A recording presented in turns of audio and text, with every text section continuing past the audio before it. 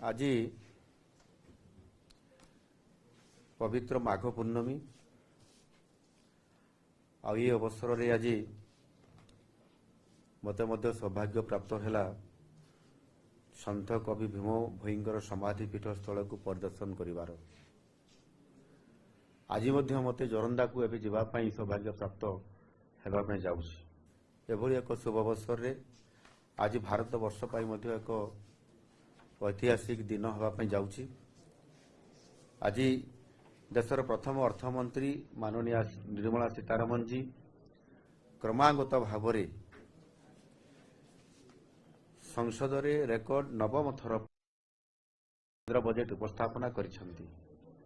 एही बजेट एक ऐतिहासिक बजेट एवं यशस्वी प्रधानमंत्री माननीय नरेंद्र मोदी जी परिकल्पित विकसित भारतर स्वप्न को पूरण करने दिगरे यह निश्चित भाव सार्थक होब।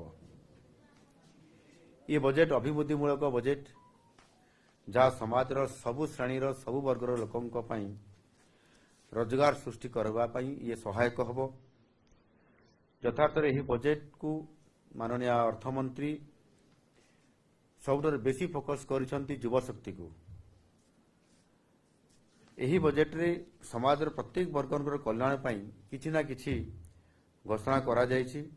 देशर भित्तिभूमि को गति देबा पाई चलित बजेट रे रेकर्ड 12,20,000 कोटी टंकार पुंजी खर्चर प्रावधान रखा जायछि एवं एथिरे विशेष करिकि कृषि को प्राधान्य दिया जायछि।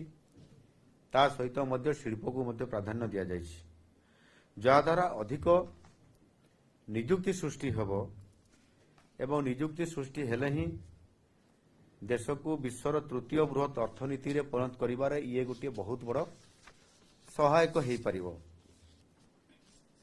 आ ये बजेट रे अस्पष्टता बदल में स्पष्ट कार्यान्वयन, बड़ बड़ कथा बदल में नियमित संस्कार एवं सस्ता लोकप्रियता बदल में लोकंकर सेवा उपरे मध्य ये गुरुत्व को बहुत प्राधान्य दिया जायछि। युवा वर्गंकर क्षेत्र में युवा मानकर दक्षता केमती वृद्धि पारिबो, सेमानंको विश्वस्तरीय प्रतियोगिता रे सेमाने योग्यता केमती लाभ करि पारिबे, आत्मविश्वासी हो पारिबे, देशर विकास प्रति तांकर अवदान केमिति भविष्यत रे वृद्धि हेबो। आ सेति पई ये युवा शक्तिर बजेट बोली मध्य कहा जाउछि। याकू आर्थिक अभिवृद्धि को आहुरी अधिक प्रखर करिया पई याकू शक्तिशाली करिबा पई माननीय प्रधानमंत्री जी 350 कोटी ढांचागत संस्कार बा रिफॉर्म आनिछंती, जो स्वाधीन भारतर अर्थनैतिक इतिहास रे यह एक विरल अध्याय। यह पूर्व एभली भाव एत संस्कार से आनी नथिले। एनु निश्चित भाव आगामी दिन में ये बजेट आत्म भारत करबा पई, आत्मनिर्भर भारत हबा पई एवं ता सहित विकसित भारत हबा पई ये निश्चित भाव जो रास्ता खुला जायछि से रास्ता रे आउ टिके तेज रे माने अधिक गति रे ये निश्चित भाव रे हमर अर्थनीति दौड़िबो।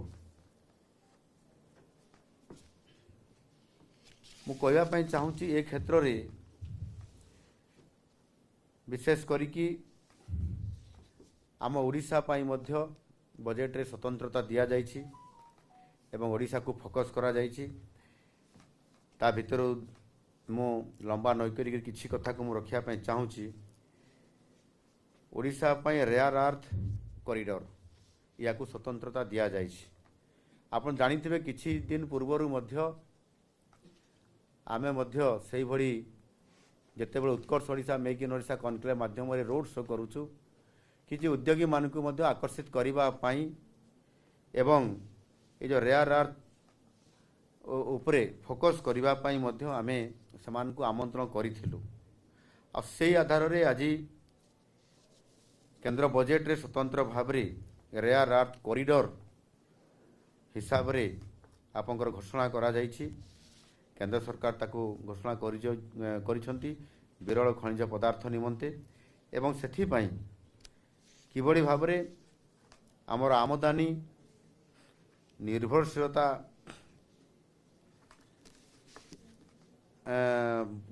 ପାଇବ ଏବଂ ସ୍ଥାନୀୟ ଶିଳ୍ପକୁ ମଧ୍ୟ ପ୍ରୋତ୍ସାହିତ କରିବ।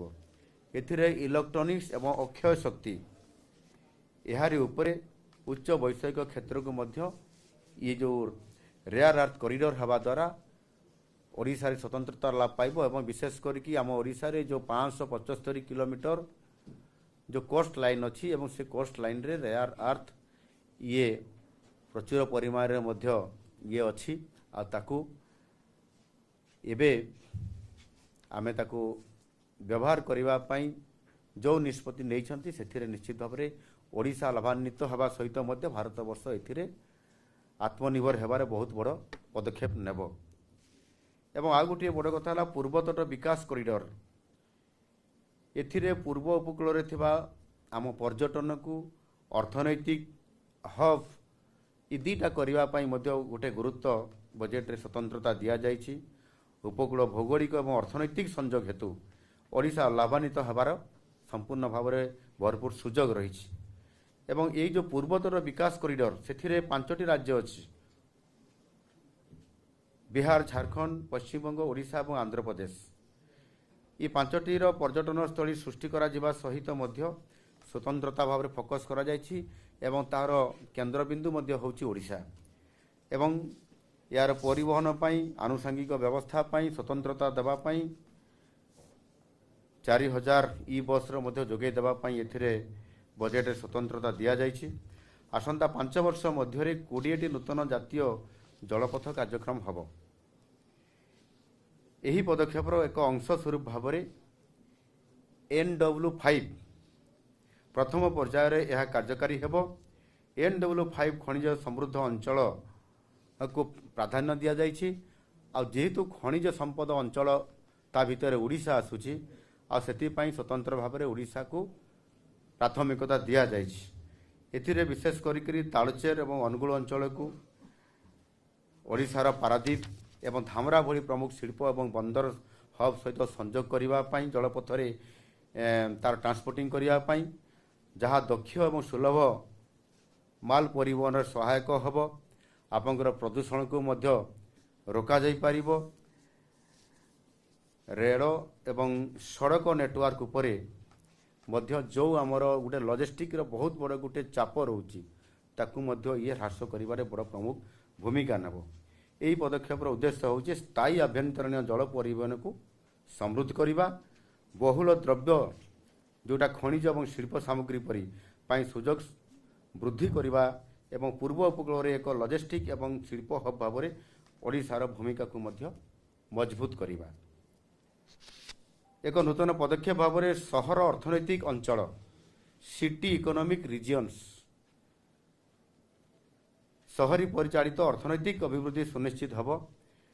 सेथिपाई आपण देखिथिबे मध्य आम सरकार ओडिशा रे आसला परे आमे सहरांचल को गुरुत्व दउछु एवं सहरांचल को मान्यता देबा एवं सेथिरे एक इकोनॉमिक रिजियन करबा अर्थ होउची सिटी इकोनॉमिक रिजियन करबा अर्थ होउची जे सेठी अर्थनैतिक अभिवृद्धि करबा पई एक स्वतंत्रता भाव में ताकू तैयारी करा जिवो, अर्थनैतिक कॉरिडोर करा जिवो।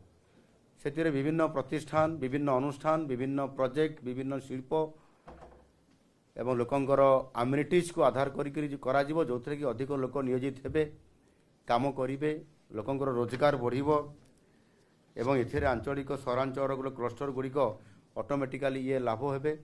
एवं सेतिपई आमे मध्य उत्कर्ष ओडिशा रे मध्य जेमती फोकस करूचु जे सबु जिल्ला रे शिल्प हबो, शिल्पर गोटे हब करा जिवो, आपनकर टेक्सटाइल पार्क करा जिवो, आपनकर स्टील रो पार्क करा जिवो, अनेक प्रोडक्ट रो भी मध्य पार्क करा जिवो। या को आधार करकरी जहाँ केंद्र सरकार बजेट रे स्वतंत्र स्थान देइछंती सिटी इकोनॉमिक रिजियन्स यह आसंता 5 वर्ष मध्यरे आपनकर 5000 कोटी टंकार आवंटन माने सीआर पिछा गोटे गोटे सिटी पिछा आपनकर सिटी इकोनॉमिक रिजियन्स प्रति 5,000 କୋଟି ଟଙ୍କା ଆବଣ୍ଟନ ପ୍ରସ୍ତାବ ଦିଆଯାଇଛି। ତାର ଭିତ୍ତିଭୂମି ସହିତ ସର୍ଭିସ୍ ପୁଞ୍ଜି ବିନିଯୋଗ କିଭଳି ଭାବରେ ସେ ସହରକୁ ଉନ୍ନତି ଆଣିବ, ଅଧିକ ଲୋକ ରୋଜଗାର ପାଇବେ ଏବଂ ରୋଜଗାର କଲେ ଅର୍ଥନୈତିକ ଅଭିବୃଦ୍ଧି ବଢ଼ିବ, ୟାକୁ ଆଧାର କରିକି ଯେଉଁ କରାଯାଇଛି।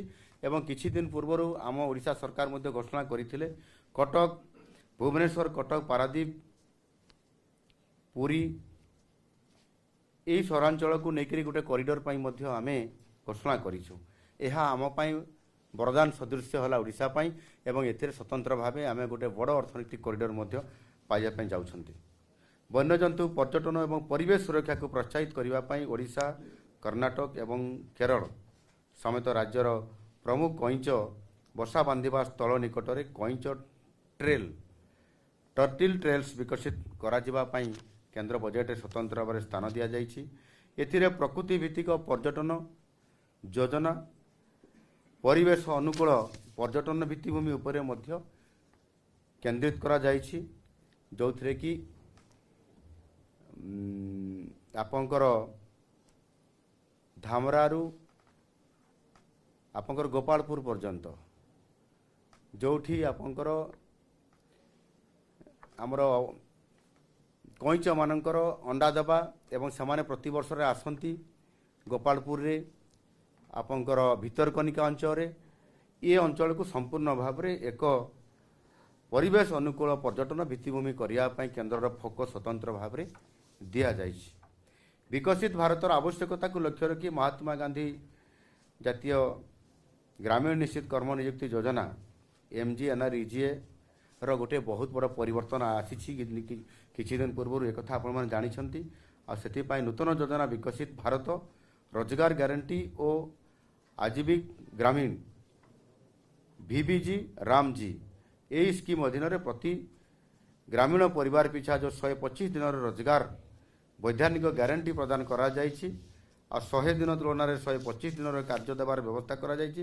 ଏଥିରେ 2026-27 ଆର୍ଥିକ ବର୍ଷ ପାଇଁ ମୋଟ 1,51,000 କୋଟି ଟଙ୍କାର ଯେଉଁ ଆବଶ୍ୟକତା ପଡ଼ୁଛି ବଜେଟରେ, ସେଥିରେ କେନ୍ଦ୍ର ସରକାରଙ୍କର ଅଂଶ ମଧ୍ୟ 95,692 କୋଟି ଟଙ୍କାର ପ୍ରାବଧାନ ରଖାଯାଇଛି ଏବଂ ସେହି ଅନୁସାରେ ଏହାକୁ 60-40 ରେସିଓରେ କାର୍ଯ୍ୟକ୍ରମର ଯୋଜନା ଭିତରେ ଇଏ ନିଶ୍ଚିତ ଭାବରେ ସ୍ୱତନ୍ତ୍ର ଭାବରେ ଇଏ ଗୋଟିଏ ଠୋସ୍ କାର୍ଯ୍ୟକ୍ରମ ଭିତରେ ହେବ, ଯେଉଁଥିରେ କି ଲୋକଙ୍କର ରୋଜଗାର ବଢ଼ିବା ସହିତ ଭିତ୍ତିଭୂମି ପ୍ରତିଷ୍ଠା ହେବାରେ ବହୁତ ବଡ଼ ସହାୟତା ହେବ। ଆଗରୁ 30,000 ଟଙ୍କା ଖର୍ଚ୍ଚ କରାଯାଉଥିଲା, କେନ୍ଦ୍ର ସରକାର କରୁଥିଲେ। ଆମ ସରକାର ଏବେ ଆସିଲା ପରେ ଏବଂ ଏଇ ଯେଉଁ ନୂଆ VBG ରାମଜି ଏ ସ୍କିମ୍ ଆଣିଲା ପରେ 30,000 କୋଟିକୁ ବୃଦ୍ଧି କରିକି 95,692 କୋଟି ଟଙ୍କା ୟାର ପ୍ରାବଧାନ ରଖାଯାଇଛି ଏବଂ ତାହା ସହିତ ମଧ୍ୟ ରାଜ୍ୟ ସରକାରର ବଜେଟରେ ମଧ୍ୟ ତାଙ୍କ ସେୟାର ମଧ୍ୟ ରଖାଯାଇଛି। ଓଡ଼ିଶା ଭଳି ଉପକୂଳବର୍ତ୍ତୀ ରାଜ୍ୟମାନଙ୍କର କୃଷକମାନଙ୍କର ଆୟ, ଉତ୍ପାଦକତା ଏବଂ ଗ୍ରାମୀଣ ନିଯୁକ୍ତି ବୃଦ୍ଧି ପାଇଁ ଉଚ୍ଚ ମୂଲ୍ୟର କୃଷିର ଅଂଶ ଭାବରେ ନଡ଼ିଆ, କାଜୁ, ଚନ୍ଦନ ପାଇଁ ଯୋଜନା ସହାୟକ ମଧ୍ୟ ଇଏ କରାଯାଇଛି। ଆଗାମୀ ଦିନରେ ଏହାର ଉତ୍ପାଦକତା ବୃଦ୍ଧି ପାଇଁ ଇଏ ସମସ୍ତ ନଡ଼ିଆ ଏବଂ କାଜୁ ଏବଂ ଚନ୍ଦନ ପାଇଁ ୟାର ଅଧିକ ପ୍ରୋତ୍ସାହନ ଦେବାର ଯେଉଁ ଲକ୍ଷ୍ୟ ରଖାଯାଇଛି, ଏହାଦ୍ୱାରା ଆମର ପ୍ରଡକ୍ସନ୍ ବଢ଼ିବ। ପ୍ରଡକ୍ସନ୍ ବଢ଼ିଲେ ସେହି ଅନୁସାରେ ନିଶ୍ଚିତ ଭାବରେ ଏଥିରେ ଯେଉଁମାନେ ନିୟୋଜିତ ହୋଇଥିବେ, ଯେଉଁମାନେ ଏ କାର୍ଯ୍ୟ କରୁଥିବେ, ଯେଉଁ ଚାଷୀମାନେ, ସେମାନେ ନିଶ୍ଚିତ ଭାବରେ ଏଥିରେ ସମ୍ପୂର୍ଣ୍ଣ ଭାବରେ ଉପକୃତ ହେବା ସହିତ ଆତ୍ମନିର୍ଭର ହେବା କ୍ଷେତ୍ରରେ ଇଏ ଗୋଟିଏ ବହୁତ ବଡ଼ ଗୁରୁତ୍ୱ ଭୂମିକା ନିର୍ଭର କରିବ। ବିଶେଷ କରିକି ଆପଣଙ୍କର ଉତ୍ପାଦନ ଏବଂ ପ୍ରକ୍ରିୟାକରଣ ଇକୋସିଷ୍ଟମକୁ ମଜବୁତ କରିବା ପାଇଁ ଏସବୁ କରାଯାଇଛି। ଏଣୁ ଆଗାମୀ ଦିନରେ ନିଶ୍ଚିତ ଭାବରେ ଏହା ଅର୍ଥନୈତିକ ଅଭିବୃଦ୍ଧି ସହିତ ରୋଜଗାର ସୃଷ୍ଟି କରିବାରେ ବହୁତ ବଡ଼ ଭୂମିକା ଇଏ ନିର୍ବାହ ନିଶ୍ଚିତ ଭାବରେ କରିବ। ସେହିଭଳି ଭାବରେ ଯଦି ଆମେ ଦେଖିବା ତାହେଲେ ଏଥିରେ ଅନେକ କ୍ଷେତ୍ରରେ ଗୁରୁତ୍ୱପୂର୍ଣ୍ଣ ପଦକ୍ଷେପ ନେଇଛନ୍ତି ଏବଂ GSTକୁ ଆହୁରି ତାକୁ ରିଫର୍ମ କରିବା ପାଇଁ ନିଷ୍ପତ୍ତି ନେଇଛନ୍ତି। ଆପଣଙ୍କର ଅନେକ ଯେଉଁ କ୍ରିଟିକାଲ ମିନେରାଲ କଥା ମୁଁ କହିଲି, ତା ପାଇଁ ଆପଣଙ୍କର national critical mineral mission NCMM ମାଧ୍ୟମରେ ଖଣିଜ କ୍ଷେତ୍ର ପାଇଁ ଏଥିରେ 7 ବର୍ଷ ମଧ୍ୟରେ 34,300 କୋଟି ଟଙ୍କାର ବ୍ୟୟବରାଦ ୟାକୁ ସ୍ୱତନ୍ତ୍ରତା କେନ୍ଦ୍ର ବଜେଟରେ ସ୍ଥାନ ଦିଆଯାଇଛି एवं प्रमुख पदक्षेप मध्य गुरुत्वपूर्ण खनिज मूल्य श्रृंखला भैल्यू चेन 16,300 कोटी टंका आमदानी उपर निर्भरशीलता ह्रास करने 4टी राज्य में नूतन रेयर अर्थ कॉरिडोर एवं कोयला बाष्पीकरण 35,000 कोटी टंकार प्रोत्साहन एथिरे मध्य अंतर्भुक्त अच्छी। एथिरे मु गोटे कथा कहवाई भी चाहूँगी आमे मध्य प्रथम थर कर भारत वर्ष रे ओडिशा जो उत्कर्ष ओडिशा माध्यम आमे जो आमर वेदांत कंपनी अच्छी तांको माध्यम 80,000 कोटी टंकार गोटे प्रकल्प ओडिशा रे हेबा पई जाउची जोटा कि भारत वर्ष रे प्रथम एथिरे कोयला बाष्पीकरण पाई से खर्च करेंगे एवं एथिरे प्रोत्साहन टंका जो देवार व्यवस्था केंद्र सरकार आज ये स्वतंत्रता देले 35,000 कोटी टंका एथिरे निश्चित भाव में ओडिशा लाभान्वित हम। ये जो प्रोत्साहन राशि इनसेंटिव या केंद्र सरकार भी जोगई देवे राज्य सरकार की जोगई देवे जहाँ फल कि प्रदूषण मुक्त आपंकर कोयला बाष्पीकरण कार्यक्रम रे जो चेंज हेबो ता निश्चित भाव में आपंकर बड़ गुरुत्वपूर्ण भूमिका निभाउछि। एणु गोटे पटे डबल इंजिनर सरकार राज्य सरकार जहाँ योजना करिसंती केंद्र सरकार बजेट रे फोकस करने द्वारा एथिरे ओडिशा अधिक लाभान्वित होउछि एवं आगामी दिन में निश्चित भाव में आमे आमर अर्थनैतिक अभिवृद्धि रोजगार को वृद्धि करने शिल्पायन को आहरी आग को नापाई आज शिल्पायन रे केन्द्र सहयोग आम जो स्तर देखिए आज जाऊँ आज भारत वर्ष द्वितीय स्थान में आज ओडिशा अच्छी। आगामी दिन में आमर रोड शो को आहरी आम शक्तिशाली करने द्वारा एवं आज ये बजेट जेभली भाव में आज अनेक क्षेत्र में आपंकर कृषि उपरे जल जीवन मिशन उपरे विकसित भारत रोजगार ग्यारंटी उपरे आपंकर समग्र शिक्षा उपरे आपंकर MGNRGA उपरे PMAY उपरे PMAY ग्रामीण जातीय स्वास्थ्य मिशन जातीय ग्रामीण जीविका मिशन एवं से भली भाव में आपंकर या अधिक चाषी मान को शक्तिशाली करने PM किसान एवं प्रधानमंत्री गरीब कल्याण अन्न योजना को पुणी अभिवृद्धि करवा एथिरे 2,27,429 कोटी टंका PM सूर्यघर उपरे 22,000 कोटी टंका प्रधानमंत्री विकसित भारत रोजगार योजना उपरे 20,083 कोटी टंका एभली भाव में जो योजना गुड़िक रखा जाइछि ताहा ओडिशा उपरे निश्चित भाव में ये सहयोग हेबो एवं ये बजेट रे अभिवृद्धि बढ़िबा सहित लोगों को रोजगार करिवो एवं विकसित भारत आड़ जो आम योजना कर से आड़ को ये बहुत सहायक हो पारिबो। एणु मु आपण मानकु निश्चित भाव में ये अवसर रे जे ये बजेट अति गुरुत्वपूर्ण ऐतिहासिक बजेट होइछि एवं ये बजेट आगामी दिन में यार रियल को आम जिते जीवा सेते देखिए निश्चित भाव में एथिरे गोटाए स्वतंत्रता रही बजेट रे ताहा होछि नियुक्ति को भरपूर सुजोग देवा एवं उत्पादन वृद्धि पाई ये बजेट होछि सबुठारु श्रेष्ठ बजेट बोली मुझे कहवाई चाहूँगी। एणु निश्चित भाव में एथिरे ओडिशा पाई स्वतंत्रता भाव में फोकस करा जाइछि। एथिरे आपंकर रोड सेक्टर रे रेल सेक्टर रे आपंकर पोर्ट सेक्टर रे ये समस्त क्षेत्र में ओडिशा को जेभली भाव में केंद्र प्राधान्य देइछंती आगामी दिन में ये बजेट ऐतिहासिक हेबो एवं भारत वर्ष पाई ये विकसित भारत पाई एवं ओडिशा पाई मध्य समृद्ध ओडिशा पाई ये डबल इंजिनर सरकार रे सहयोग करबा पाई ये बजेट अत्यंत गुरुत्वपूर्ण एवं ऐतिहासिक ये बजेट आगामी दिन में ओडिशा को समृद्ध करिबारे प्रमुख भूमिका नेबो। धन्यवाद।